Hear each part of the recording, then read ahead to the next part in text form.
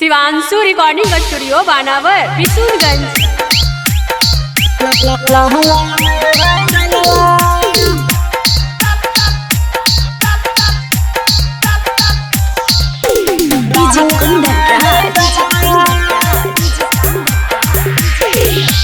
पानी भर जइहन छौड़िया हीरक चपकलवा। पानी भर जइहन छौड़िया हीरक चपकलवा। हीरा हो हर मुठ करतौ लहंगा में है गलवा।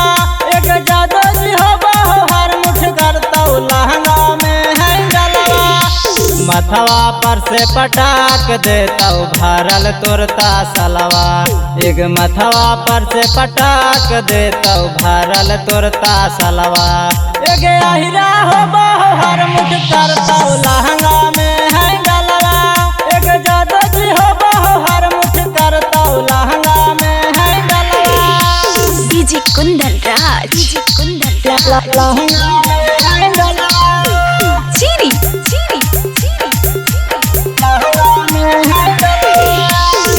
हीरा के बेटवा छौड़ी हो बखूरा पाती गे। ढेर अलबालई माही कार देतौ लाठी गे। कार देतौ लाठी गे। हीरा के बेटवा छौड़ी हो बखूरा पाती गे। ढेर अलबालई माही कार देतौ लाठी गे। मिनट भर में घसाक जैतौ छौड़ी तोरो नलवा। एक मिनट भर में घसाक जैतौ छौड़ी तोरो नलवा। एक हीरा हो हर मुठ करतौ लहंगा में है गलवा। एक जादो जी हो हर मुठ करतौ लहंगा में है गलवा।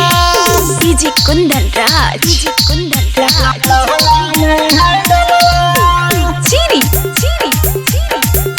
लहंगा में है गलवा। दिन भर चला हाही छाउड़िया ईंठ के।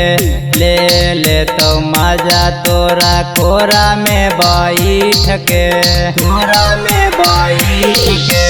दिन भर चला हाही छाउड़िया ईंठ के। ले तो मजा तोरा कोरा में बैठ के। पिंटू लाली यादव तोरा कर न देतौ हलवा। एक रौशन पुजारी तोरा कर न देतौ हलवा। एक हीरा हो हर मुठ करतौ लहंगे में है गलवा। एक जादो जी हो हर मुठ करतौ लहंगे में है गलवा। शिवांशु रिकॉर्डिंग स्टूडियो बानावर बिशुनगंज।